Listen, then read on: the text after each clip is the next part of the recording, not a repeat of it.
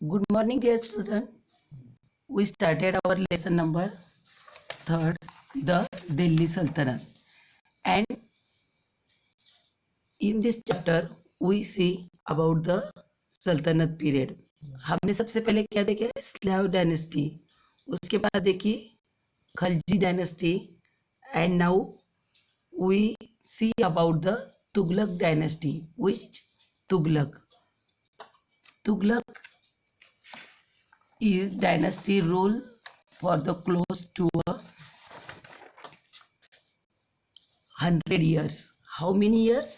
100 years. उन्होंने कितने साल तक राज किया? 100 years तक. It produced two powerful sultans, Muhammad bin Tughlaq and Firoz Shah Tughlaq. देखो, Tughlaq dynasties rule over 100 years and it produced two powerful sultans. One, Muhammad bin Tughlaq, and second one is the Firoz Shah Tughlaq. First of all, we see that Ghiyas-ud-Din Tughlaq from which century? 1320 to 1325. Ghiyas-ud-Din Tughlaq is the first ruler of this dynasty, and he put down the rebellions and strengthened the sultanate. उसने क्या किया? Rebellions को put down किया और वो उसकी सल्तनत को क्या किया? स्ट्रेंथ दी, स्ट्रॉन्गर बनाया. He was succeeded by his son Juna Khan. उसका आगे किसने चला है? Juna Khan, who took the title of Muhammad bin Tughlaq. और उसको ही क्या टाइटल दिया गया? Muhammad bin Tughlaq. Look friends, Muhammad bin Tughlaq from 1325 to 1351. Muhammad bin Tughlaq was very powerful ruler. ये क्या था? बहुत पावरफुल रूलर था. IBN Battuta. IBN Battuta हमने लास्ट लेक्चर में भी देखा. He was the traveler and he gives a lot of information about his reign. He tells us the Sultan had great ideas and plans that failed because of the common people could not understand them. देखो, Muhammad bin Tughlaq is a very clever. और उसने क्या किया था? बहुत ideas और plan किए थे जो लोगों को, कॉमन पीपल को समझ में भी नहीं आते थे. In this way Mohammad bin Tughlaq was a very powerful ruler. Look, what is the steps we take? Look friends, Muhammad bin Tughlaq was very clever and powerful ruler. Taxation in the Doab. To increase the revenue of collection, the Sultan raised the land tax in the Doab region. उसने क्या किया? उसको collection बढ़ाना था, इसीलिए उसने land tax बढ़ा दिया. And however the king's timing was not good. जब किंग की टाइमिंग गुड नहीं थी. The Doab was facing a several famine during this period. To raise the taxes such a time was mistake. Many peasant abandoned their land. Some of them revolted and ultimately the Sultan had withdraw his order. देखो, मगर इस time उससे क्या हो गई थी? गलती हो गई थी. इस टाइम ये किंग का पीरियड अच्छा नहीं था और ये जो टैक्सेस उसने बढ़ा दिए थे पे, उससे क्या हुई थी? गलती हुई थी. और फिर so many peasants abandoned their lands and some of them revolted.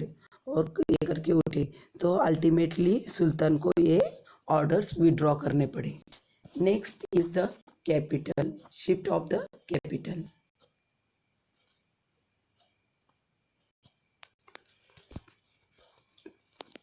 Shift of capital. In 1327, Muhammad bin Tughlaq decided to shift the capital of the empire from Delhi to Devgiri. देखो, 1327 में उसने एक डिसीजन लिया, क्या, मोहम्मद बिन तुगलक ने, तो उसने उसकी कैपिटल शिफ्ट कर दी, कहाँ से, दिल्ली से Devagiri. And where is Devagiri, you know, which is he name Daulatabad, और उसने उसको बाद में नाम क्या रख दिया, Daulatabad. Most historian believe that there were two reason for it, और मोस्ट हिस्टोरियन क्या कहते हैं कि क्यों किया था उसने ऐसा, there were two reason.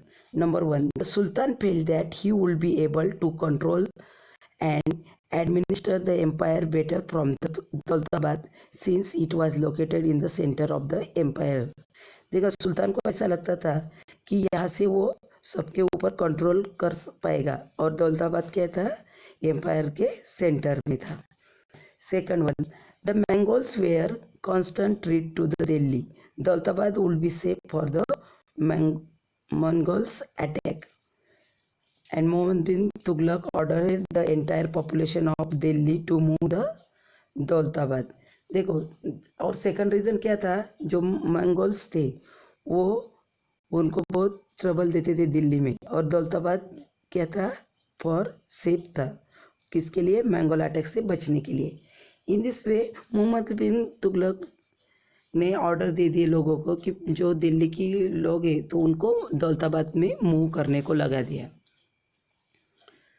People did not want to leave their homes but had to obey the king's order। देखो, लोगों को उनके होम को छोड़ने का अच्छा नहीं लग रहा था, मगर राजा के ऑर्डर उनको फॉलो ही करने पड़े। However, the king soon realized that it was impossible to keep a watch on the northern frontiers from the Daulatabad. फिर बाद में उसके ध्यान में आ गया कि no, it was impossible to watch the frontier, northern frontiers को दौलताबाद से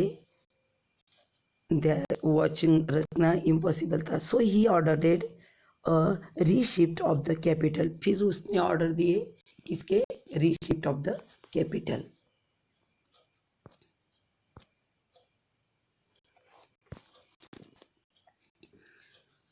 now Daulatabad and all the people who had gone to Daulatabad were asked to move back to Delhi. The year in is 1327. All the families in your village have been ordered to move to Daulatabad. Write an account and discussion the taking place in your house and the village regarding this. Also describe the difficulties you faced during the long journey। देखो, अगर आपको भी ऐसे किसी ने बोला कि अचानक से यहाँ से निकल जाओ दूसरी तरफ सेट हो, तो आपको क्या क्या प्रॉब्लम आ सकते हैं, तो ये आपने डिस्कस करना है। Next is the introduction of the token currency. अब क्या देखते हैं हम, उसने टोकन करेंसी का कैसा इंट्रोडक्शन दिया था।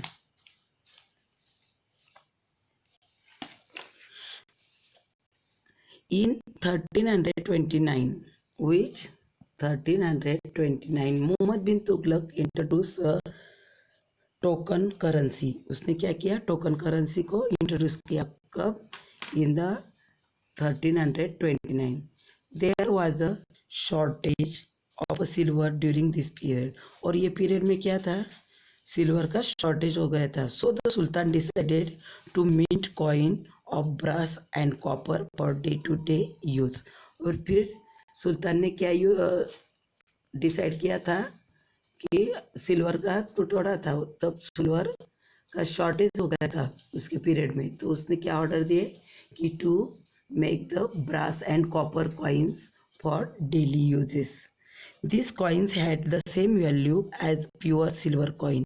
Further, they could be exchanged for silver coins at any time from the royal treasury।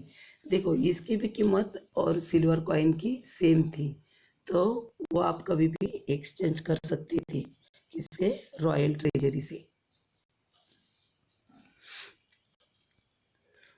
Mohammad however failed to check the illegal minting of coins, मगर वो फेल हो गए किसमें, checking the illegal minting coins. The designs of the coins was very simple enough for ordinary crafts people to copy. देखो वो जो designs थे coin के वो बहुत सिंपल थे और कोई भी ऑर्डिनरी क्राफ्ट पीपल उसको कॉपी कर सकता था. As a brass and copper were easily available and much cheaper than the silver. और क्या होता है सेकंड पॉइंट, ब्रास और कॉपर इजीली अवेलेबल था और वो सिल्वर से थोड़ा सस्ता भी था. People brought the brass and copper in the bulk and started the melting coin at home. और लोगों ने क्या करना स्टार्ट किया था, ब्रास और कॉपर घर पे लेके आते थे और घर पे ही उन्होंने कॉइन बनाना स्टार्ट कर दिया था. इन this way the kingdom was flooded with the forged coins. Money lost its value. Trade suffered. Foreign merchant refused to accept these coins. In this way क्या हो गया फिर उसका किंगडम को बहुत उसका ये करना पड़ा और मनी की वैल्यू लॉस्ट हो गई और जो फॉरेन मर्चेंट थे उन्होंने रिफ्यूज कर दिया, ये कॉइन्स को लेने में एक्सेप्ट नहीं कर रहे थे वो. The sultan had to give silver coin in exchange of ever foreign coin. और सुल्तान क्या कर रहा था, सिल्वर कॉइन के बदले में कॉपर के कॉइन ले रहा था. द ट्रेजरी दस बिकम एम्प्टी. इन दिस वे उनका खजाना एम्प्टी हो गया. The experiment was soon withdrawn. Barani wrote the heaps of bronze coin rose like mountains near the Tughlaqabad. देखो फिर बरानी ने क्या लिखा है कि heap of the bronze coin like a rose like a mountain near the Tughlakabad, और ये रोज के जैसा ये होने लगा. In this way he started the token currency. Now Karali expenditure. To secure the northern frontier of the Sultan, Muhammad bin Tughlaq sent an army to the Kangra region, modern Himachal Pradesh. कहाँ पे, अभी वो रीजन कहाँ पे, मॉडर्न हिमाचल प्रदेश में. उसने उसके northern frontier को ये करने के लिए सुल्तान ने उसकी आर्मी भेजी. After annexing this region, the army proceeded toward Tibet. It suffered heavy casualties. Khorasan expenditure. To expand the empire, Muhammad bin Tughlaq decided to conquer the Khorasan in the Central Asia. He raised a large army and spent a lot of money on weapons and other war supplies. The soldiers were also given 1 year salary in advance as a incentive. देखो उसने क्या किया, to expand the empire, Muhammad bin Tughlaq decided to conquer the Khorasan in the Central Asia.